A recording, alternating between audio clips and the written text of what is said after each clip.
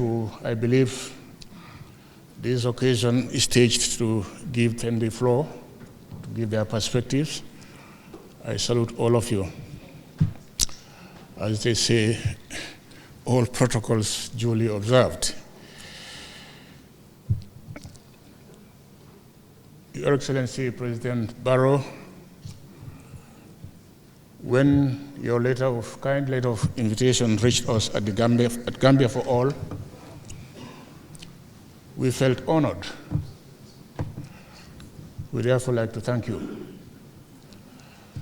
We are also quite pleased to find ourselves here today to attend or even participate in this meeting. We do hope and look forward to learning from it, if not to contribute, but to at least learn. For this, we thank you very much.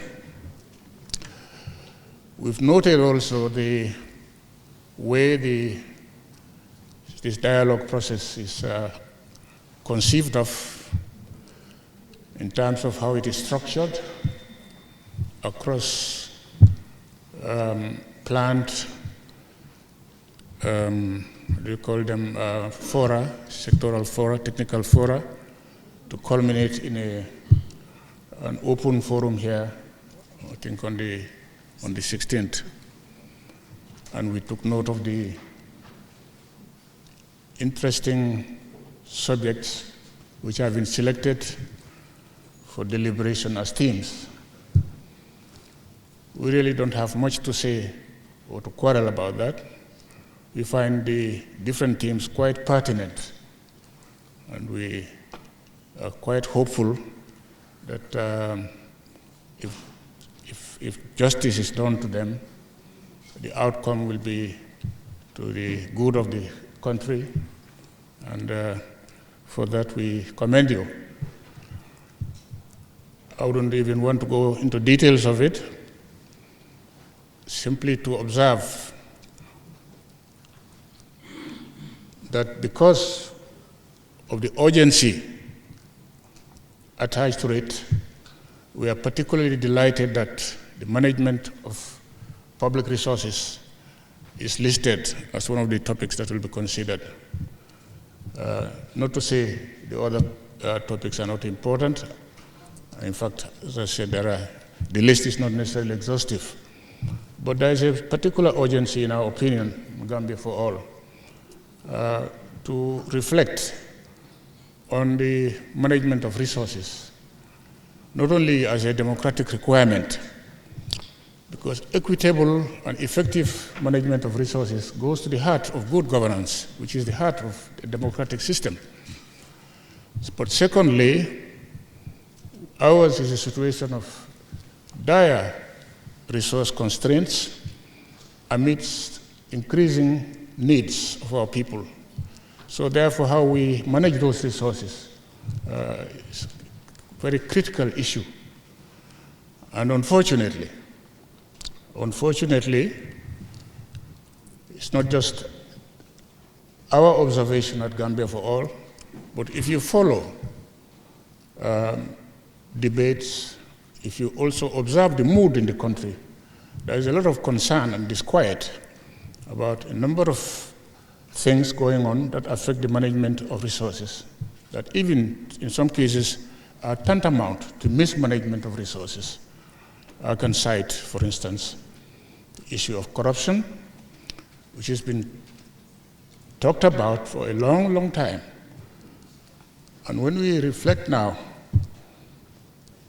over the 7 years since the change from a system which must not be forgiven for its record of mismanagement, but at least it's understandable in the sense that it was a dispensation which was by its very nature inefficient and corrupt.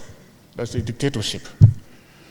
Since 2016 change, the expectations have been that there will be a decisive and effective move away from the scourge of corruption.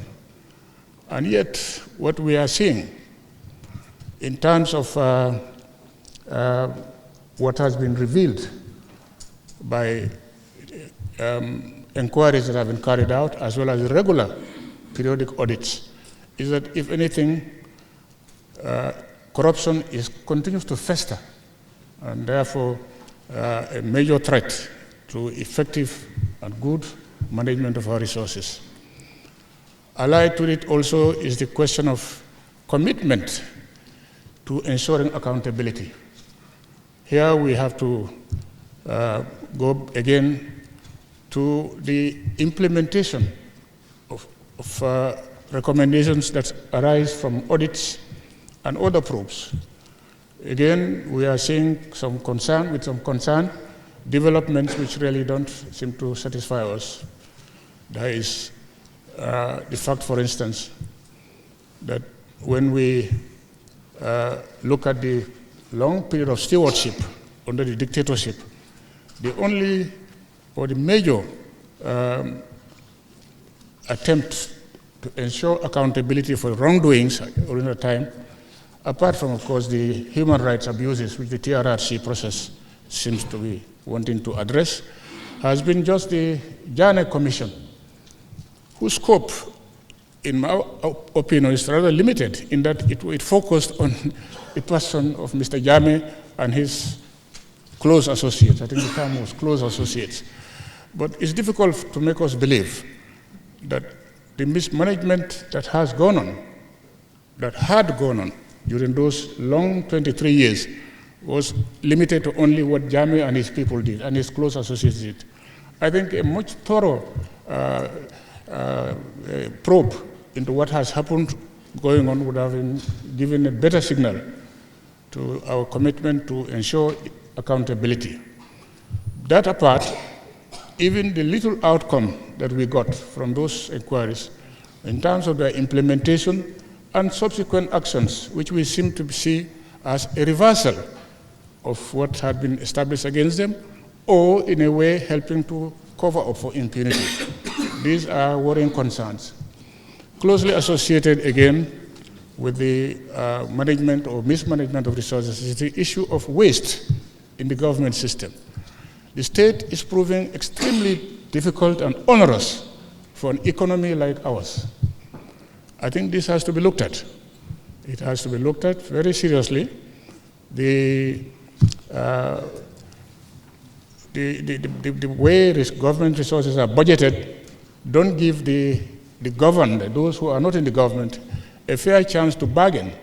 We have to take what has been decided for us by the governors, the executive and the legislature.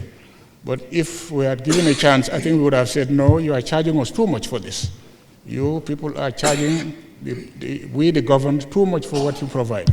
I think that needs to be looked. There's another area which needs to be looked at carefully if we're going to improve on the resource management. Take, for instance, the civil service or the public services. Obviously, it's over bloated, it's top heavy, and unnecessary.